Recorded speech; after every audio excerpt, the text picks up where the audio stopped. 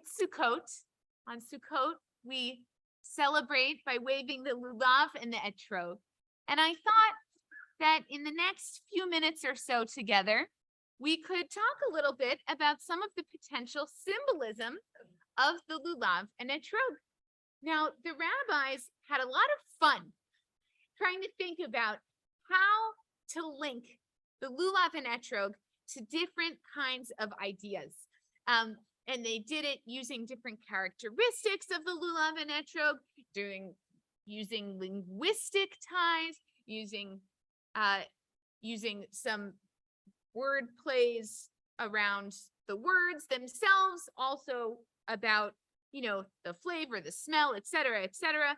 And they really found all sorts of different ways to think about what are some possible higher significance of the lulav and etrog. Some of these midrashim that they came up with might be quite familiar to you, and some of them might be new.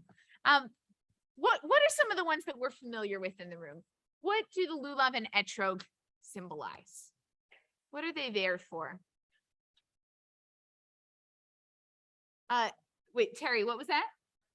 Parts of the body. Excellent. And I actually brought that one for us on the first page here. So, Terry, why don't you get us started with talking about the lulav and etrog as the parts of the body? What do you remember?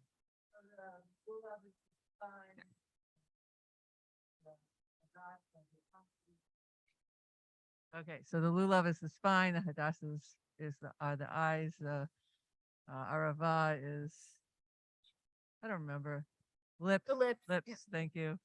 Then Okay, and other the folks etrog, have heard this one. and Great. the etrog is the heart. Great. Etrog's the heart. Okay.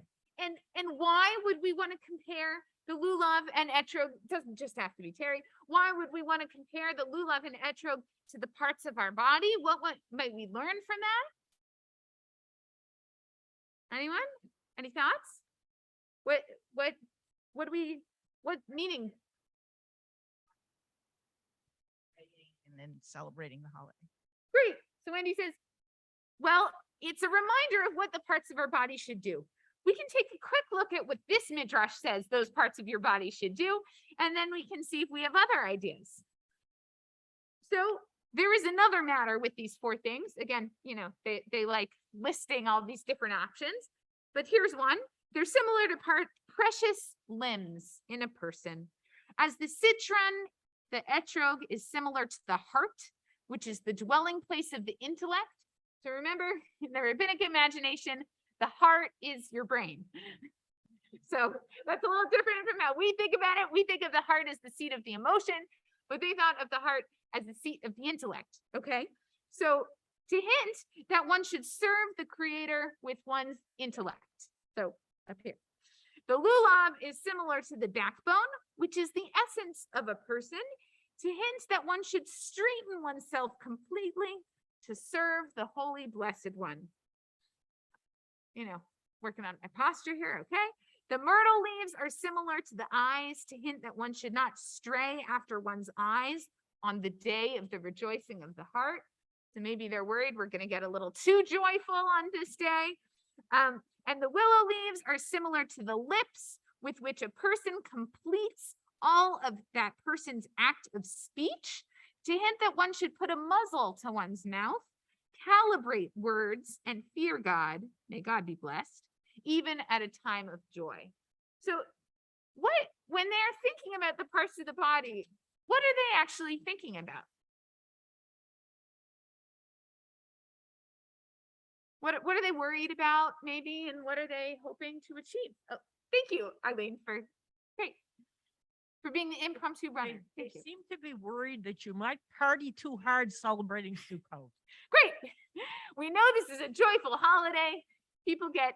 We might think of Simchat Torah as really the time when people get wild, but we're actually told that things got pretty wild on Sukkot. And so they want us to be sure to remember where we are and what's appropriate behavior, even on a joyful occasion. Okay. Yeah, Wendy.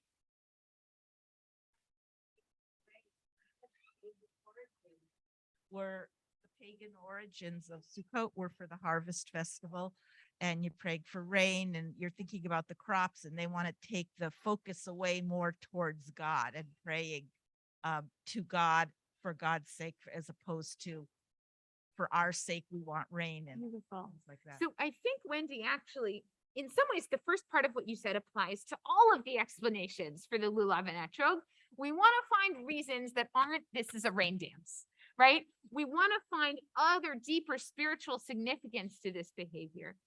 And there's something really powerful here about saying that we can serve God with all parts of our body, right? Which is essentially what we're trying to say here. Maybe we in this room might not feel like we're worried about partying too hard today, but that there are ways with all parts of our bodies that we can serve God and that we can live a good life. And maybe that's what we can be thinking about when we think about comparing the lulav and etrog to the parts of our body. All right. What are some other comparisons that you're aware of? Other explanations for the lulav and etrog? Yeah, Rabbi. There's another one that has to do with the combination of odor and taste. Great. I love that one. Share it with us. The lulav, the palm branch has a taste but no smell, and that's like a person who is knowledgeable but doesn't perform himself, doesn't know something. Then there's the myrtle, which has an odor but no taste. And that's like someone who comes out of the and knowledgeable. There's the etrog, which has both the taste and an odor, and that's like someone who's on both. And there's the willow that has either of those things, which is like someone who's not knowledgeable. Fabulous. So for those who are listening digitally, I'll just say, David Strebnick reminded us that the rabbis compare smell and taste to good deeds and learning. And between the lulav and the etrog, the four species, we've got every possible combination of those two represented. And so when we bring them together, we're bringing together all types of people. The Midrash actually says we bring together all types of people and then they can all atone for each other, right? Everyone's got their own shortcomings. And when we put it all together, we can balance each other out. But I think there's also something really beautiful about saying that we need all types of people, right? Forget about specifics of learning and deeds. We need all types of people in order to have a meaningful, welcoming community in which we can all be elevated together, right? It's not really a celebration unless we're welcoming everybody. And the lulav and etrog can remind us of the importance of welcoming in all types. Any other thoughts about that one? Okay. I've always been partial to that one. I didn't bring it today. I didn't bring it today, but I'm glad we spent a moment on it because I think it's beautiful. What else can the lulav and etrog symbolize? Should we take a look at the sheet? Okay. This was just what I brought here was just a fraction of what's out there. They really got creative. I'm gonna flip the page so we can look at it in the English. Another explanation. The fruit of a beautiful tree, that's the etrog. This is referring to our father, Abraham, who the Holy Blessed One graced Hidur, right? So the etrog is Eitz Hadar. God was Hidur Abraham with good old age, as it is stated, and Abraham was old, had come along in days, and it is written in Leviticus, you shall grace Hadarta, the old. So there's a bit of a midrashic play on words here. We know Abraham was old. We're told in another place that you should be Hadar to the old. And because Hadar sounds like the name of the etrog, we say, oh, the etrog stands in for Abraham. So we've got some word play to make that one work. The branches of a date palm, kapot tamarim. So the branches are kapot. This is referring to Isaac, who was bound kaput, which is spelled with the same letters, and tied up on the altar. So the kapot tamarim, the date palm branches, remind us of the Akedah when Isaac was bound. And a branch of a braided tree, a myrtle, this is referring to Jacob. Just like the myrtle bustles with leaves, right? There's lots and lots of them. So too is Jacob bustling with children. Okay, did I hear a laugh? Do we think this is funny? Yes, okay, it's a little bit funny. Great.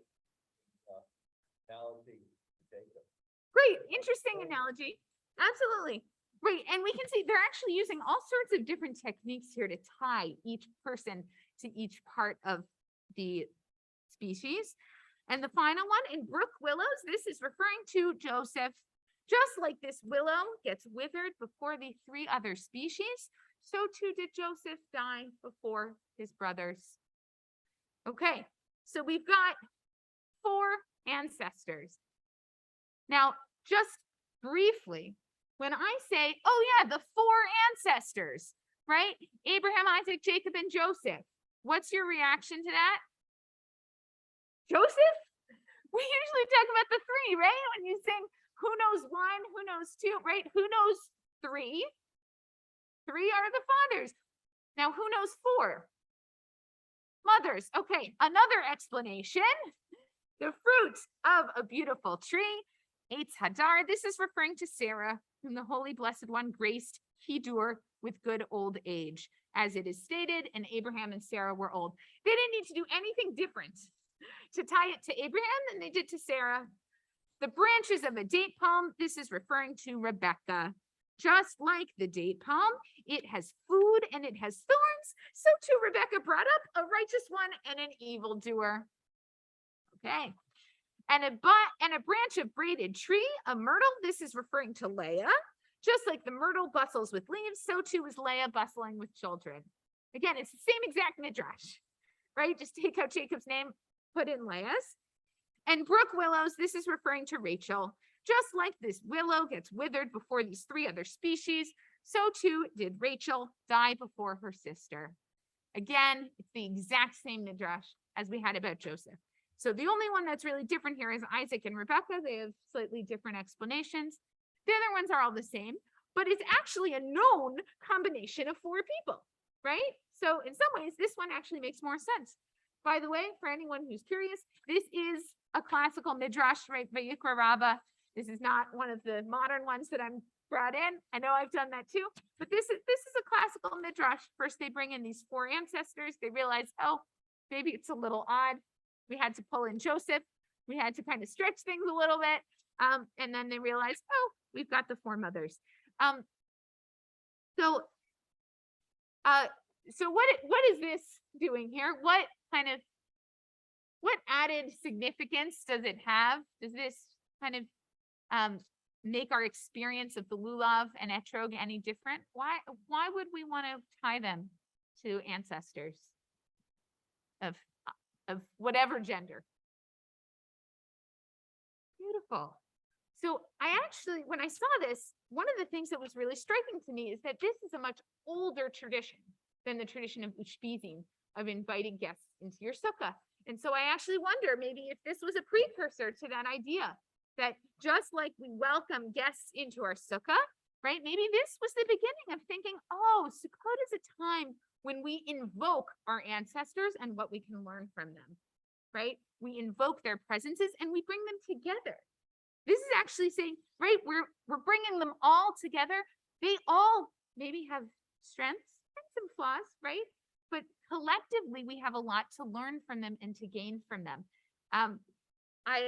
I really, the particular bencher that I use and that I use for ushpizin, right, to welcome in those guests, those mythical guests that we invite in on Sukkot, actually has a beautiful kind of interpretation, right? For last night, when I welcomed in Abraham and Sarah, it says, they together parented a nation, right? And so let us learn from them and welcome in their traits, right? Their faith, their devotion, and their caring for the people who they took care of, right? Let us model that and welcome that into our space. So I think this idea that Sukkot is a time to look up to people who came before us and who maybe we have something to learn from, that's contained here in this midrash as well.